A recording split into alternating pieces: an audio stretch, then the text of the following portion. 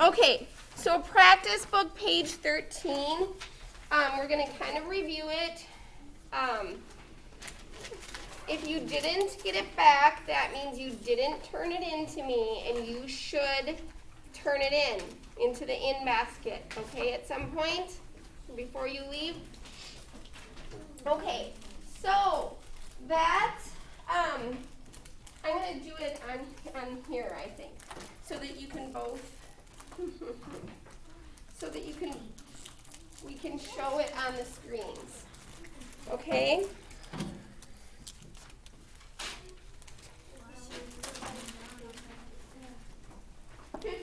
I didn't collect yet.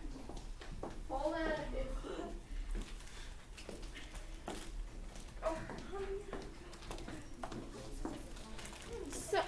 So that worksheet asks you, the first part, it asks you to write the singular possessive form and the plural possessive form of each of the words. All right, let me finish getting set up here.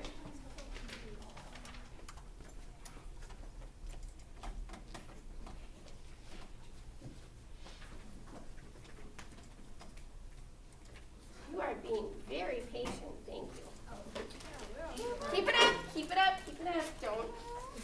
Don't let that compliment go to your head. You have to listen to Okay. So, it asks you to write the singular possessive form. Everybody should have that sheet in front of you. Take out your sheet and look at it. Practice book page 13. It asks you, the directions say, write the singular possessive form and the plural possessive form. So my recommendation to you is to do this. First, write the form, the singular form, which would be right there on, it's right there on your page. So the first word is man, right? I think I'm going to make this font big. Okay. So the first word is man. Whoops. Okay. That's a singular form. Now we need to make it possessive. How do you make man possessive? Like the man's car. How do I make that possessive? Kennedy? Apostrophe S. Yep, apostrophe S. Okay?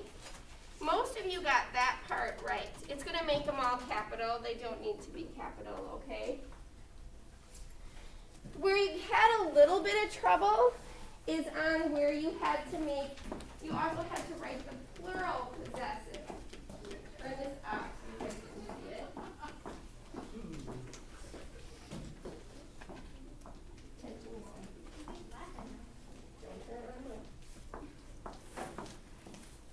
Okay. All right. What is the plural? Plural means what? More than one. So what is the plural of man? Julie? Men's.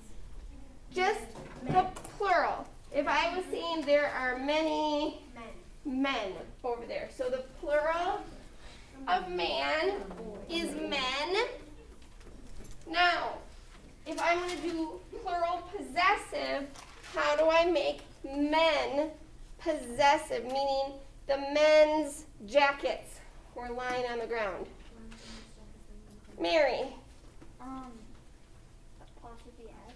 Apostrophe S. Now tell me this. Why do I do apostrophe S and not just put an S and apostrophe on it? Julie? Because that would be the long plural without an S. Say that one more time. Because it's already plural without an S. Yeah, exactly. It's plural, but it doesn't have an S on it. So you do an apostrophe S. The only time, this is not showing up very well. If I do this, can you guys still see Yeah. or not? Kind of. Not really, but kind of. I can see the plural. What if I go back here, can you still see? Yeah. Can you see then, Yeah. Mary? No. Okay, Man. all right, so, I'm gonna also make them bold, and maybe I'll make them a little bit bigger. Can I go to my wall ball? No, okay, what's the next word? Author. Author. Okay, so author singular is what? Author, right? How do I make it possessive? The author's book. How do I make it possessive, Kennedy? Apostrophe S. Okay, now I have to make it plural. How do I make author plural? Talking about many authors. Celine? Author as apostrophe. I'm just doing plural right now. Just plural. Mia, You add an S to you add an S because we're just making it plural. Okay?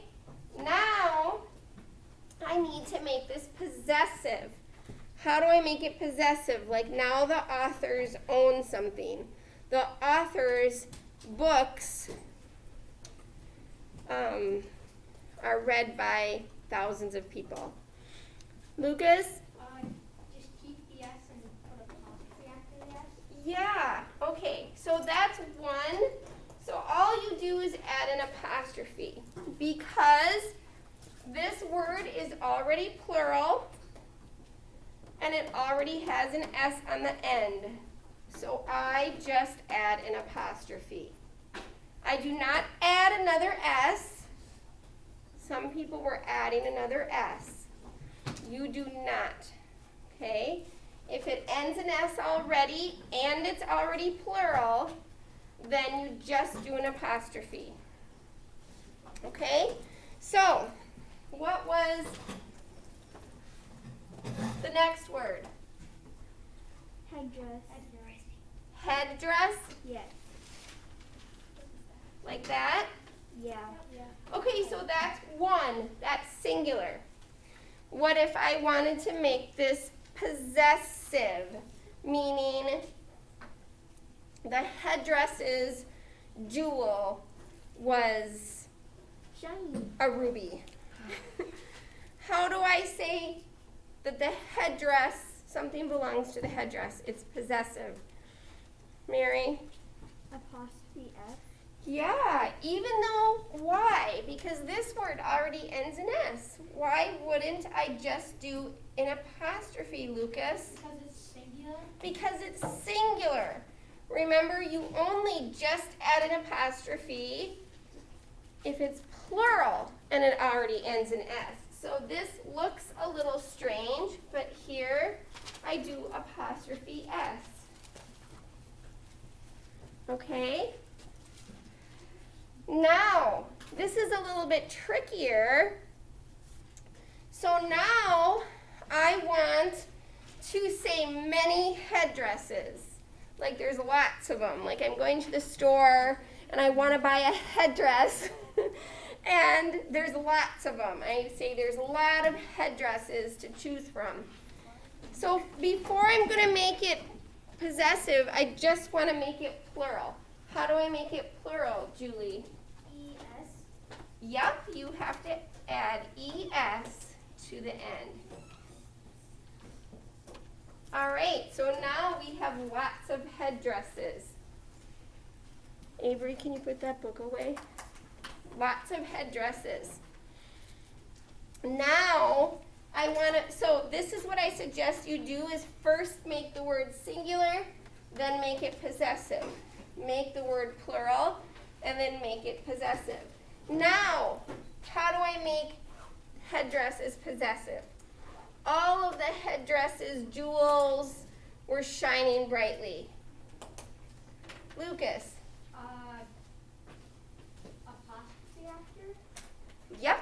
just put an apostrophe after it. Now, why do I do that? Why do I do that? After listening to like this and this, why does this one and this one just get an apostrophe and this one get an apostrophe S? Mary. Because headdresses and authors end with an S and they are plural. Yep. And then it's just plural, but it doesn't have an S at the end. Yep. These words are plural and they end in S. So then I just have to put an apostrophe. This word is plural, but it doesn't end in S. So that's why I do an apostrophe S. Why, over here on this headdress, do I do an apostrophe S? It ends in S. Why do I do an apostrophe S, Kennedy? Because it's singular. Remember, in order to just add an apostrophe, it has to be both plural and an end in S. Okay? Does everybody see what maybe you did wrong on your practice book page? If you got some wrong, do you get why they're marked wrong? Yes. Okay.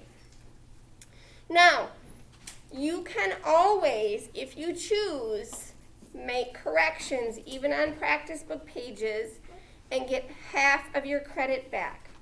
The way that you do that, do not erase your old answers. You keep your old answers and you write your new answers in a different color. Okay? And then you turn it into the in basket. And it probably would help if you put up at the top corrected, so that I know that that's what I'm looking for. Okay? Yeah. What if you got a lot of halves wrong? Then you get a quarter of a point. It adds up. It really does. Trust me, it does. Okay? All right. Now I want to go down to the very bottom because a lot of people had trouble with those too. And on the very bottom, the directions say, rewrite each phrase I did that one completely. using a possessive noun. Use the new phrase in a sentence.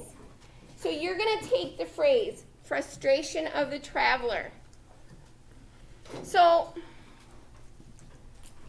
what is owned in this sentence? What belongs to someone in this sentence? Grady. His frustration. The frustration. And who does it belong to? The traveler.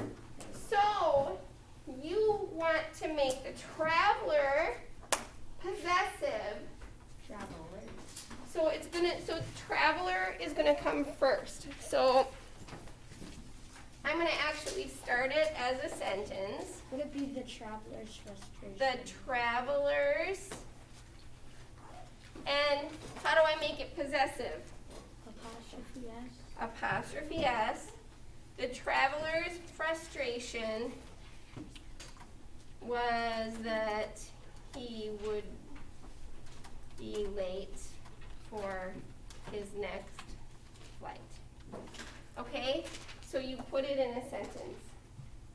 What about the next one? The rooms of the children. What's owned here? What's possessed? What's possessed, Jax? What do the children own? The room. So we want to say the children's. How do I make children possessive? Apostrophe S. Apostrophe S. Why don't I go S apostrophe? Because children is plural. Children is plural. Why don't I go S apostrophe? It doesn't end in S. Mary? It doesn't end in S. It doesn't end in S. Not until I put the apostrophe S on. So the children's rooms were I'm going to say needed to be cleaned. Okay? All right. Everybody get what you're supposed to do there? Yeah. We won't do the last one. Okay? All right. Now, that took a little bit of time, but let's go on to, I'm just going to do possessive.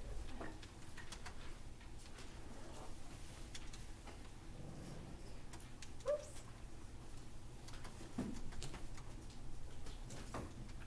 Okay, and I'm going to do a new one.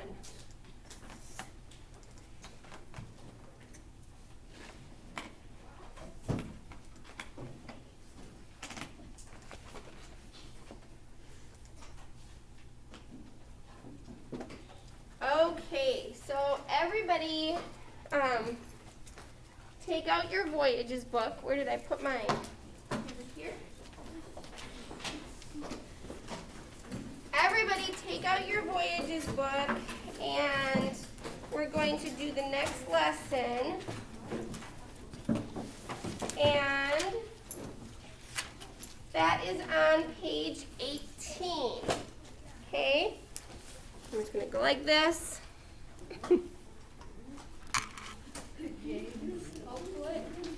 Page 18, okay? And we're talking about appositives.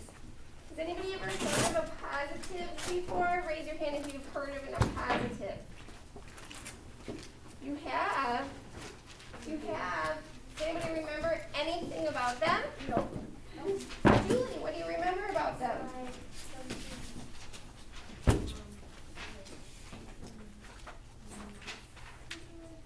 Something nice? Oh, you're hearing the word positive in there, right? Yeah. Nope, that's not what it is, but that's a really good guess. Lucas? Isn't it like a place? Like, Nope, it's not a place. Mia? doesn't it like describe something? Yeah, it does. It does describe something. So if you look at the top of your page 18, so think about that, because obviously it's in the adjective, or no, it's not. We're in nouns. What do you think it describes if we're in a noun unit? Noun? Nouns, okay? So it's going to describe a noun, and more than describe a noun, I'm going to say it's a little bit different than just describe it, because words that describe nouns are adjectives. It's like it gives you more information about the noun. Yes? So would it be like the Twin Towers and then it would be more information? Yeah. So let's look at it, okay? And a positive to me is kind of like an interruption in a sentence. Like a little interruption.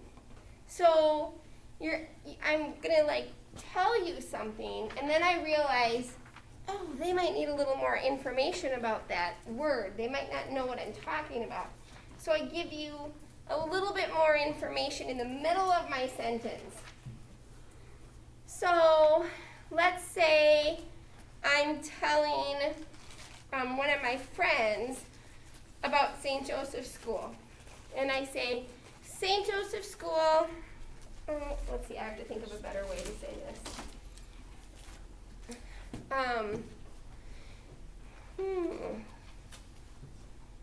St. Joseph's School, and I'm wanting to tell them it's the best school ever, okay? St. Joseph's School is the best school ever, all right? But I realize that they don't, okay, I'm going to start over. Let's say I want to say St. Joe's is the best school ever. This isn't a good example. I have a better example for later. But so I'm like, St. Joe's, and then I kind of like realize they don't know what St. Joe's is. And so I say St. Joe's, the school in Rosemount. So it's like a little interruption. I'm giving you some more information. St. Joe's, the school in Rosemount, and then I continue with my sentence, is the best ever. Okay? So the appositive is that little interruption. in a positive phrase, the school in Rosemount. Okay, and what is it describing? Lucas? St. Joe's School. St. Joe's, right? So it's like a noun that comes right after that describes a word right in front of it. All right. So I have some better examples. So if we look at page 18, it says, and you can write these down in your notes. I'll probably put these in some notes. And a positive is a word that follows a noun and explains its meaning. So let's write that down. A positive equals a word that follows a noun and explains its meaning.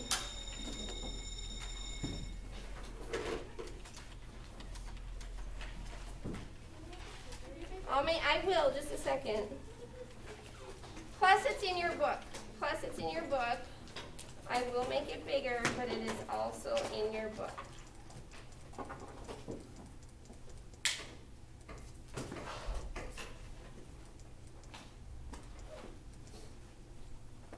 Okay. Oh, what? Oh, did it just?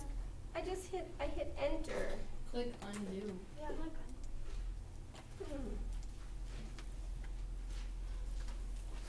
Thanks, guys. In a positive phrase is in a positive and its modifiers.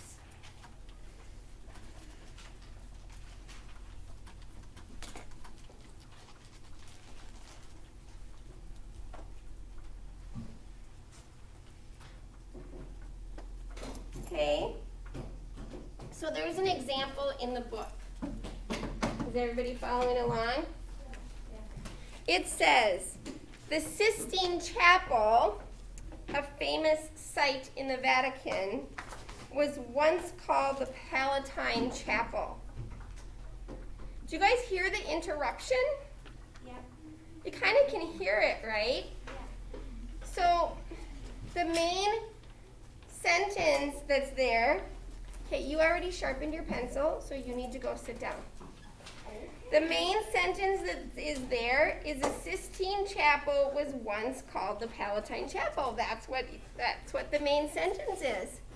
But we realize, oh, you might not know what there's about the Sistine Chapel. So we want to give you a little information about it. So the Sistine Chapel, and then here comes the information, a famous site in the Vatican, that's the appositive phrase, okay, was once called the Palatine Chapel. Avery, please put that book away, okay? Okay, so now, all those words is called an appositive phrase, a famous site in the Vatican.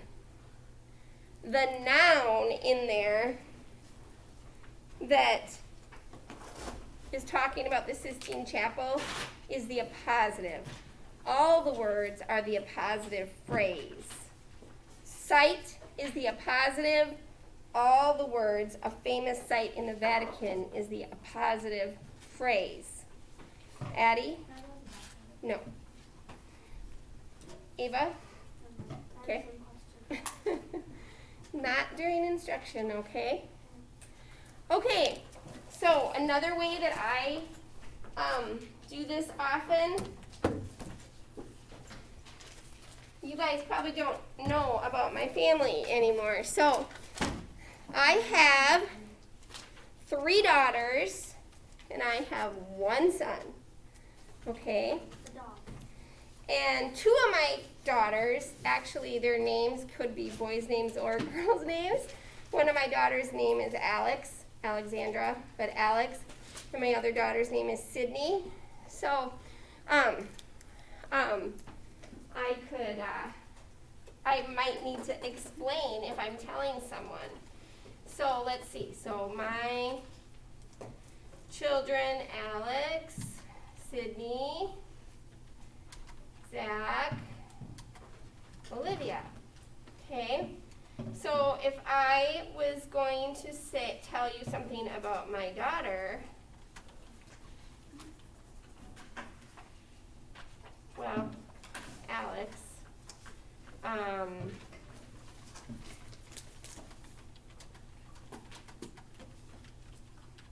okay, my daughter Alex is going to be a teacher, okay? So here, what is the appositive in this sentence? What is the appositive? Lucas? Alex? Yep, Alex. What is the word that it is describing or explaining? Mary? Daughter. Yep, it's giving you more information about daughter. Okay. If I said If you were her student, would you say teacher? Sydney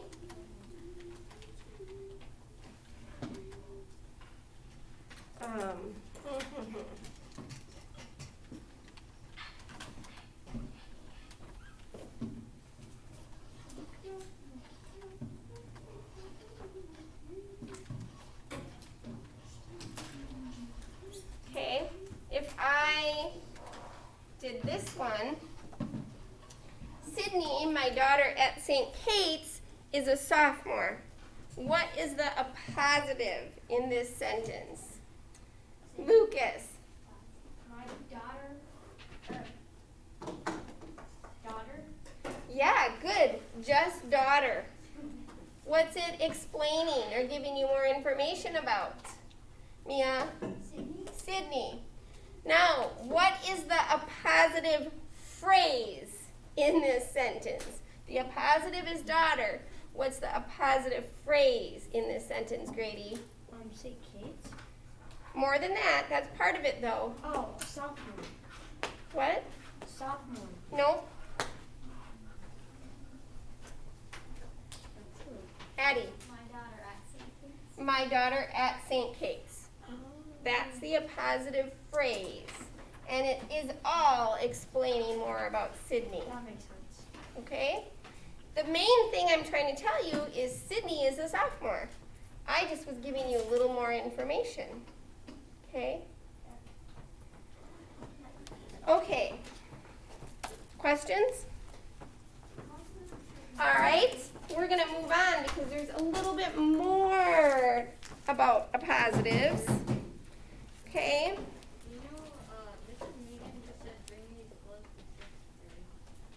Okay. I will take them and see who they belong to. Probably Aaron. Bird. Not Devin. Thank you. Does and Oh yeah, those are. are these yours, Aaron? They were yours, Aaron. Yeah, they are. They are? There you go. Okay. Now, so we're moving on. So in your book, it says, after that sentence about the Sistine Chapel, everybody following along? I know this is exciting. It says the appositive phrase, a famous site in the Vatican, is set off from the rest of the sentence by commas because the phrase is non-restrictive. Non-restrictive means you don't need it in the sentence to know who I'm talking about or to know to understand. Okay? So since we knew we were talking about the Sistine Chapel, you really didn't need to say it's a famous site in the Vatican because you knew you were talking about the Sistine Chapel. So then that's called non-restrictive. You don't need that, and you put commas around it. Just like in this sentence, Sydney, my daughter in St. Kate's, you really don't need my daughter at St. Kate's, do you? You already know that I'm talking about Sydney. Okay? So that's non-restrictive, and you put commas around it. Okay, you don't need it. Just like, well, usually what I use is I try to put Zach in there because he's my only son. So if I said, Zach, my son attends the University of Minnesota. Did I spell university wrong? You just put of You put it Minnesota together. and university. Okay, here, do you need to know? Because you know that let's pretend you know my family. You know I only have one son, right? Zach. So you don't need my son in there. So that would be non-restrictive, and you put commas around it. Okay? All right, now, let's say I do it this way. Let's say I say, my daughter. Now, if I'm gonna, do you need me to name my daughter? Because I have 3 of them. To know which one I'm talking about? You do. So, my daughter Olivia attends Rosemont High School. Okay? That is called, do you need it to go up further? That is called restrictive. You have to have it in the sentence to know which one I'm talking about. So that's called restrictive, and you don't put commas around that. So if you don't need it in the sentence, you put commas around it. If you need it in the sentence, you don't put commas around it. Okay? So here we go.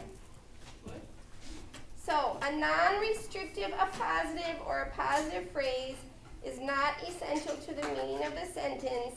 It merely adds information. The appositive phrase above is not necessary in order to know which church was called the Palatine Chapel. Okay? In this sentence, the noun Peter explains apostle. The apostle Peter is believed to be buried in the Vatican. Is that? Do we know what apostle they're talking about if they don't name him? No, because there's 12 of them. So that's restrictive. We have to have it there to know which one they're talking about. So we don't put commas around it. Okay? The appositive Peter is not set off by commas because it's just like this. It's not set off by commas because it is restrictive. The name is necessary in order to know which apostle is buried in the Vatican.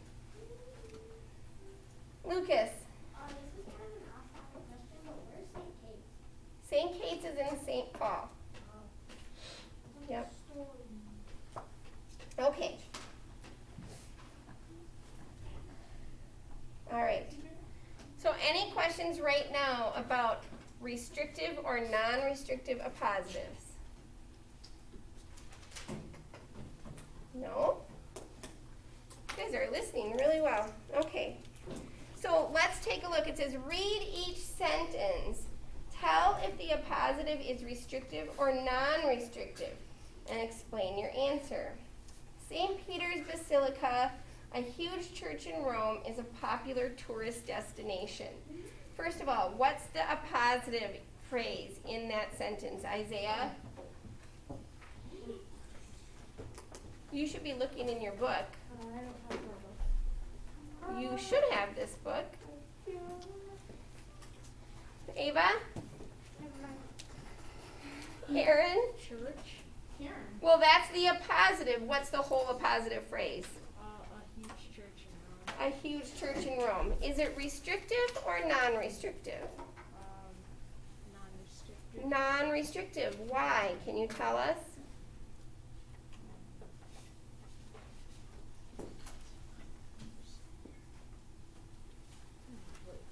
Do you need it in the sentence? No. Nope. Why? Because there's a popular tourist destination. So Yeah, and they're already naming St. Peter's Basilica. You already know exactly what they're talking about. They're just adding more information. All right, the next sentence. The dome is the work of the Italian artist Michelangelo. What's the appositive in that sentence? It might be a little harder to pick out. Lucas? Word? No. Mary? Italian artist? No, that's actually a part of the sentence. Like if I said the dome is the work of the Italian artist. Oh. Mary Elizabeth? Michelangelo is the appositive. Do you need it in the sentence? Yeah. Yeah, why? Mary? Because there are multiple Italian artists. Yep, lots of Italian artists. So in order to know which one, you have to name them. So that's restrictive, no commas. All right? Is this confusing? No, you got it. It's not confusing. Okay. Let's do some practice. I probably should put some notes about restrictive or non-restrictive. Can I go to the bathroom? No? I don't know. What?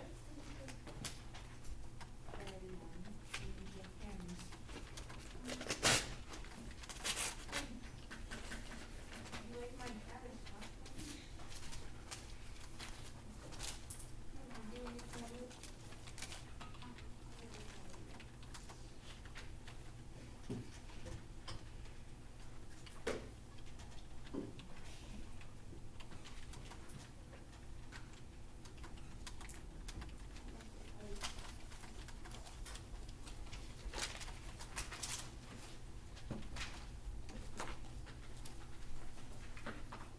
Oh.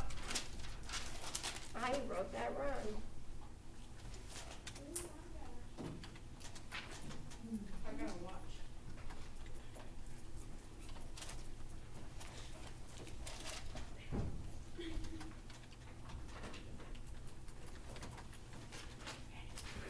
Okay? So if it's non-restrictive, you use commas. If it's restrictive, no commas. That trend. Okay? Let's try exercise 1. The appositive in each sentence is underlined. Name the noun it's explaining, and then tell whether it's restrictive or non-restrictive. Let's try to do this kind of quickly. Lucas, number 1. Michelangelo and non-restrictive. Okay, so artist is describing or giving you information about Michelangelo, and it is non-restrictive. Good. Number 2. I'm going to draw names, okay?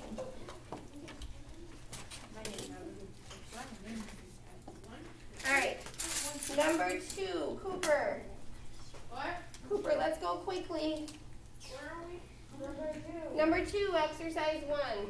Okay. Italy, Michelangelo's birthplace is the site of the great cultural change. So the appositive is Michelangelo's birthplace, or birthplace is the appositive. What is it explaining? The site of a great cultural change. No? Change. No? Cultural. Nope, I'm going to give you a hint. It's usually right in front of the appositive phrase. Site was the. No, we said the appositive phrase was Michelangelo's birthplace. Italy? Italy is the word it's describing. Good job. So, First try. we need to be quiet. Is Michelangelo's birthplace restrictive or non-restrictive? Cooper, is it restrictive or non-restrictive? Restrictive. It is not restrictive. It is non-restrictive. You do not need it in the sentence. Okay. Okay? Number 3, Julie. Don't get pregnant.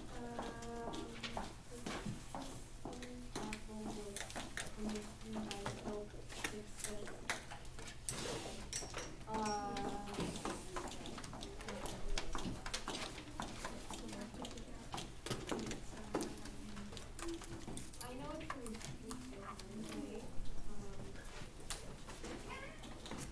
It is restrictive. Oh, and I gave you some wrong information. This time, it comes after it.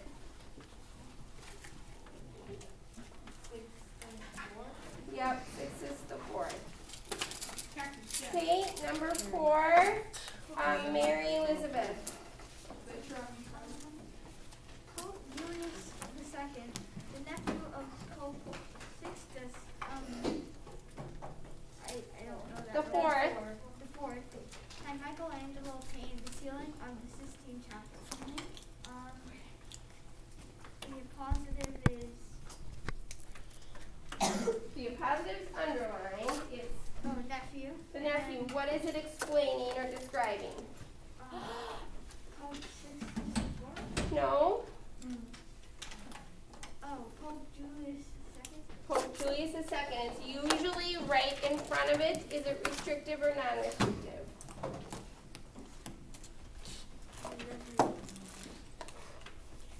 What? What? Is it restrictive or non-restrictive? Non-restrictive? Non-restrictive. Okay, we're gonna stop and I'm gonna have you do practice book page 17 for homework. Okay? Also, I also need you to read chapter 4 of Hatchet for tomorrow. Okay? So read chapter 4 of Hatchet and practice book page 17 is homework. Ava? Yes. Okay, so write those down.